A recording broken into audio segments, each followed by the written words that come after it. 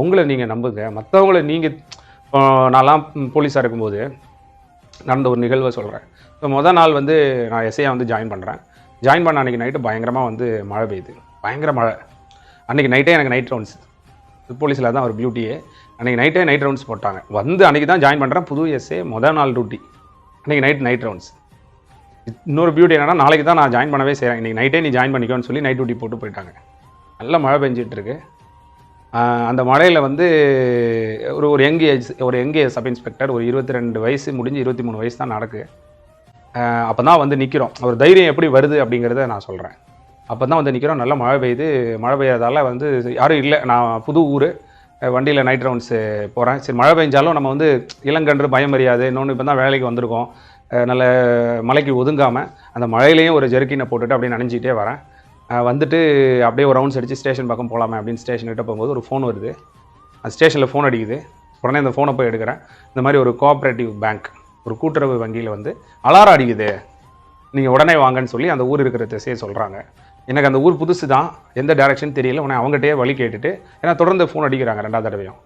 உடனே வழி கேட்கறதுக்கு வழி இல்லை, இருந்தாலும் சரின்னு சொல்லிட்டு அந்த ஏரியாவை கேட்டு போகிறேன். போகும்போது பார்க்குறேன் வாசலில் ஒரே ஒரு ஆள் மட்டும் நிற்கிறாரு. உள்ளே வந்து பார்த்தீங்க அப்படின்னு சொன்னால் மிகப்பெரிய அளவில் அந்த கோஆப்ரேட்டிவ் பேங்க்கில் வந்து நிறைய வந்து ஜுவல்ஸ்லாம் இருக்குது. அங்கே உள்ளே வந்து லைட் எரியுது, அலாரம் அடிக்குது. அப்போ ஒருத்தர் சொல்கிறார், உள்ளே யாரெல்லாமோ இருக்கிறாங்க சார், நிச்சயமாக உள்ளே ஒரு 4-5 பேர் இருப்பாங்க அப்படின்னு சொல்கிறாங்க. இருந்தாலும் அந்த காக்கி சட்டையை போட்டிருக்கும் போது அந்த தைரியம், என்ன இப்போ பார்த்துக்கலாம் அப்படின்னு, இந்த தைரியம் வந்து எனக்கு நானே அதுக்கப்புறம் நான் வந்து யோசிச்சு பார்த்துருக்கேன். எப்படி உனக்கு இந்த தைரியம் வந்துச்சு அப்படின்னு.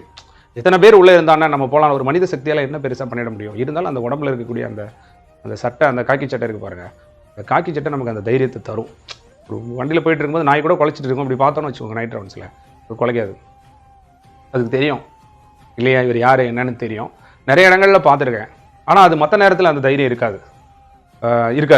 அந்த சட்டை போட்டிருக்கும்போது அதில் இருக்கக்கூடிய ஒரு பவர் வந்து வேறு எதுலேயுமே கிடையாது. இது நான் ஃபீல் பண்ணது, அதுக்காக சொல்கிறேன். தன்னம்பிக்கை அப்படிங்கிறது ஒவ்வொருத்தருக்கும் ஒவ்வொரு விதமாக வந்து பில்டப் ஆகும் இல்லையா, ஒவ்வொன்றுக்கும் ஒவ்வொரு மாதிரி. அது போலீஸ்காரனுக்கு அவன் போட்டிருக்க காக்கி சட்டை தான், அதுதான் அவனுடைய தைரியம். இது ஏன் சொல்ல வரேன்னா, இப்படி ஒரு நிகழ்வு முதல் நாள் டியூட்டிலேயே கிட்டத்தட்ட 2 crores வந்து ஜுவல்ஸ் இருக்குது அந்த பேங்க்கில், கோஆப்ரேட்டிவ் பேங்க்கில். அங்கே ஒயரை வந்து கட் பண்ண போகிறாங்க. கட் பண்ணும்போது அலாரம் அடிச்சிடுது. நான் போய் உள்ளே போகிறேன். ஆனால் அந்த தைரியத்தை நான் யோசிச்சு பார்த்தேன். நமக்கு ஏதாவது ஆனிச்சுன்னா அப்படிங்கிறத பற்றி எதை பற்றியுமே கவலைப்படாமல் என்ன வேணாலும் பார்த்துக்கலாம் அப்படிங்கிற அந்த ஒரு தைரியம், அது நம்ம மண்ணோட சேர்ந்தது. நிறைய பேருக்கு அது தெரியல. விழித்த கண் வேல் கொண்டு எரிய அழித்திமைப்பின் ஒட்டன்றோ வன்கணவருக்கு அப்படின்னு சொல்கிறாரு வள்ளுவர். அதாவது பகைவரை சினந்து நோக்கிய கண்கள் பகைவர் எரிந்த வேலை கண்டு கண்ணிமைத்தாலே அது புறமுதுகிட்டு ஓடுவதற்கு சமமா, புறமுதுகிட்டு ஓடுறதுக்கு சமமா. விழுப்புண் படாத நாளெல்லாம் வழுக்கினுள் வைக்கும் தன் நாளை எடுத்துனார் வள்ளுவர். உடம்புல விழுப்புண் படாத நாளெல்லாம் ஒரு காலத்தில் வீணான நாட்கள்னு எண்ணி வச்சாங்களாம். அந்த காலத்தில் அந்த மாதிரி குடியில் பிறந்து விட்டு நாம் வந்து தைரியம் தன்னம்பிக்கை எல்லாம் இருக்க முடியுமா? அது மண்ணுக்கான சொத்து அப்படிங்கிறத எல்லாரும் தெரிஞ்சுக்கணும். ஸோ வரலாறை படிக்கிறது, மற்றவங்களை நேசிக்கிறது, உடலையும் மனசையும் பார்த்துக்கிறது, பலம் பலவீனத்தை தெரிஞ்சுக்கிறது, முன்கூட்டியே திட்டமிடுறது, இதெல்லாம் நம்மளுடைய தைரியத்தை வளர்க்கும், தன்னம்பிக்கையை வளர்க்கும்.